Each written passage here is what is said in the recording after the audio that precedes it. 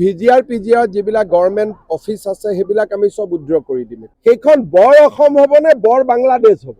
গৰুৰ মাংস অকল ধুবুৰী চহৰতে তেওঁলোকে কিনিছে, খাইছে, য'ত নেকি হিন্দু মেজৰিটি।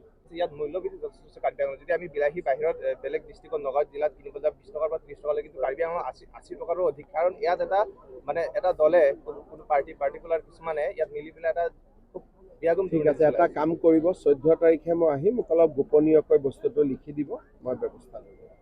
কংগ্ৰেছৰ সভাপতি গৌৰৱ গগৈৰ উপস্থিতিত আমছুৰ প্ৰাক্তন সভাপতি ৰেজাউল কৰিমে কংগ্ৰেছত যোগদান কৰে আৰু যোগদান কৰাৰ প্ৰথমখন সভাতে তেওঁ ঘোষণা কৰে যে মই শিৱসাগৰ, তিনিচুকীয়াক ধুবুৰী বনাম আৰু বৰ অসম নিৰ্মাণ কৰিম। এতিয়া আপোনালোকে মোক কওক যে ধুবুৰী জিলাত 85% বাংলাদেশী মূলৰ লোকে বাস কৰে। ৰংপুৰ, ময়মনসিং এই জিলাবিলাকৰ পৰা ধুবুৰীত আহি লাহে লাহে আমাৰ মানুহখিনিক তেওঁলোকে সংখ্যালঘিষ্ঠ কৰিলে আৰু 85% মাটি বাৰী তেওঁলোকে দখল কৰিলে। আমি ভাবিছিলোঁ তেওঁলোক ধুবুৰীতে থাকিব আৰু আগুৱাই নাহিব, কিন্তু এইবাৰ তেওঁলোকে কৈছে নহয়, ধুবুৰীতে শেষ হৈ যোৱা নাই, আমি শিৱসাগৰ পাৰ হৈ একেবাৰে তিনিচুকীয়া পামগৈ আৰু আমি বৰ অসম নিৰ্মাণ কৰিম। তাৰমানে ৰংপুৰ আৰু ময়মনসিং মূলৰ মানুহ লৈ অসমত বৰ অসম নিৰ্মাণ হ'ব নেকি? আজি স্বৰ্গদেউ চাওলুং চুকাফা, মহাপুৰুষ শ্ৰীমন্ত শংকৰদেৱে বৰ অসম নিৰ্মাণৰ পৰিকল্পনা কৰিছে। তাততো বাংলাদেশী মূলৰ মানুহ নাছিলে। আজি তেওঁ কৈছে ধুবুৰী বনাম। শিৱসাগৰ, তিনিচুকীয়া, ডিব্ৰুগড়ৰ এটা নিজস্ব ঐতিহ্য আছে, সংস্কৃতি আছে, পৰম্পৰা আছে আৰু ই হাজাৰ বছৰ প্ৰাচীন পৰম্পৰা। তাত ৰেজাউল কৰিমে কি বৰ অসম বনাব ধুবুৰী বনাই? আৰু এই কথাখিনি কাৰ আগত কৈছে? গৌৰৱ গগৈৰ আগত। মই যদি মিটিঙত থাকিলোহেঁতেন, মই লগে লগে ক'লোহেঁতেন তোমাৰ জইনিং কেঞ্চেল। কিন্তু ওলোটাই গৌৰৱ গগৈ কি কৈছিল? নহয় নহয়, ৰেজাউল কৰিমে একো ভুল কৰা নাই, বৰ অসমৰ কথা কৈছিল। আৰে ধুবুৰী তিনিচুকীয়া বনিব, ধুবুৰী শিৱসাগৰ বনিব, সেইখন বৰ অসম হ'ব নে বৰ বাংলাদেশ হ'ব? তাৰমানে তেওঁ বৰ অসমৰ নামত বৰ বাংলাদেশ বনাব খুজিছে।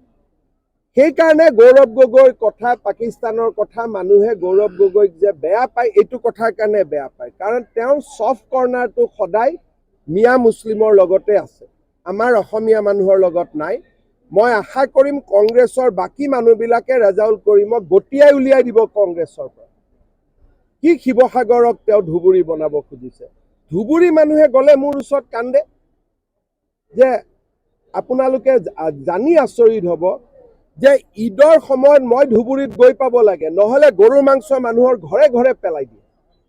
এইবাৰো আপোনালোকে জানিছে যে ঈদৰ সময়ত 55,000 কেজি, 100 কেজি বা 1000 কেজি, মোৰ ভুল হ'ব পাৰে, গৰুৰ মাংস অকল ধুবুৰী চহৰতে তেওঁলোকে কিনিছে, খাইছে, য'ত নেকি হিন্দু মেজৰিটি। মানুহে কান্দিছে, মই গৈ ধুবুৰীত শ্বুট এণ্ড চাইট অৰ্ডাৰ দিবলগীয়া হৈছে। আৰু সেই ধুবুৰীখন যদি শিৱসাগৰত হয়, সেই ধুবুৰীখন যদি তিনিচুকীয়াত হয়, অসমখন অসম হৈ থাকিব নেকি? ৰেজাউল কৰিমে যদি এইবিলাক কথা উইথড্ৰ নকৰে, তেতিয়াহ'লে ময়ে ব্যৱস্থা ল'ব লাগিব। অখিল গগৈয়ে এটা কথা কৈছে যে বিজেপিৰ 5-6জনকৈ MLA অতি শীঘ্ৰে ৰাইজৰ দলত যোগদান। আমি আন্তৰিক শুভেচ্ছা জনাইছোঁ। ক'ৰবাত অলপ মাটিৰ গণ্ডগোল আছে নহয়, ফৰেষ্টৰ গণ্ডগোল, অলপ মানুহৰ মাটিৰ গণ্ডগোল হৈ যাব, পিজিআৰ ভিজিআৰো হৈ যাব লাহে লাহে।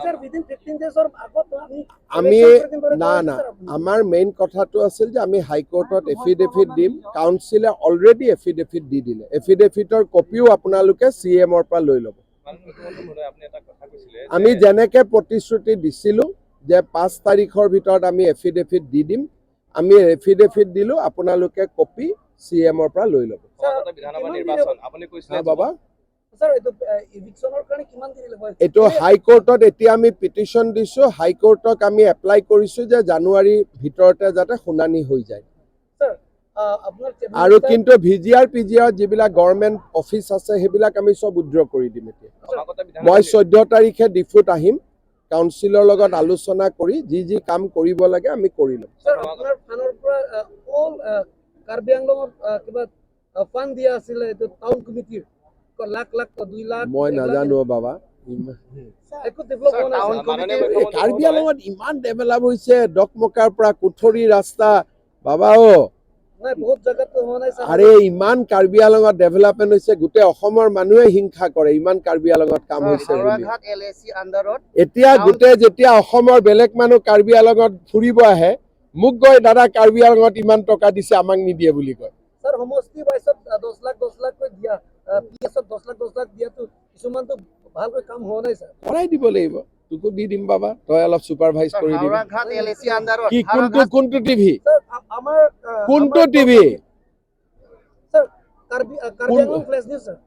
ফ্লেছ নিউজ 14 তাৰিখে মই আহিম, ফ্লেছ নিউজৰ পৰা মোক এটা ৰিপৰ্ট দি দিলে হ'ল ক'ত ক'ত কাম হোৱা নাই। স্যাৰ হ'ব হেণ্ডছেক কাৰ্ডম স্যাৰ সমাগত বিধানসভা ঐ নিৰ্বাচন আপুনি এটা কথা MP কৈছিলে, ছাৰ ফ্লেছ নিউজক 14 তাৰিখে মোক লগ কৰাই দিব। যে নৱপ্ৰজন্ম আৰু মহিলাই প্ৰাধান্য পাব। কাৰ্বি আংলঙৰ যিটো 5টা সমষ্টি আছে, নৱপ্ৰজন্মক এইবাৰ কাৰ্বি আংলঙতো আমি নতুন প্ৰজন্মক আগভাগ দিম, কিন্তু কাৰ্বি আংলঙত MLAতকৈ কাউন্সিল ইলেকশ্যনটো বেছি ইম্পৰ্টেণ্ট। গতিকে কাউন্সিলতো এইবাৰ চিটো বাঢ়িব, 44 হ'ব। গতিকে কাৰ্বি আংলঙত এইবাৰ নতুন বহুত মহিলা আৰু যুৱক ওলাই আহিব।